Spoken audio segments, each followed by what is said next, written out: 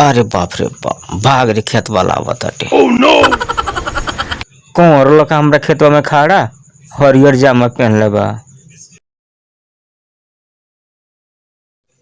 सारा लोग का चोरा के खा जाता रसन, पकड़ा दे नी चोर तो बियान छोड़म ना।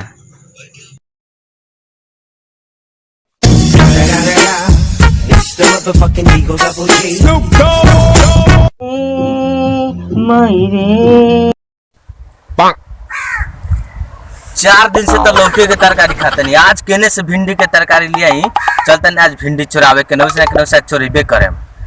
माई रे हमरा उहे भिंडी चाही, माई रे हमरा उहे भिंडी चाही, माई रे हमरा उहे भिंडी चाही, माई रे।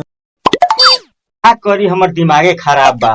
कल 2 गो लौका देखनी आज एको गुना, काल्हे देखनी चोरवा के, आज पकड़ा जी तो छोड़े ना। ओकर आदत बड़ा खराब बा, खाली चुरा के खाता। आज पकड़ा जी तो समझे नु अपना बारे में, पटक पटक के पीटे। आज तो उनकर नानी याद कराइए के छोड़े के बा, समझिए नु है आज। तू है लौका चोर? ना तू है जमा हुए है ना ना भैया, हम नहीं चोरेले। ना ना रुक, तू चोरेले बड़ी, हरियर जमा पहनले बड़ी, पकड़ बउओ। तोरा के नाच कर बोल, तू चोरेले बड़ी।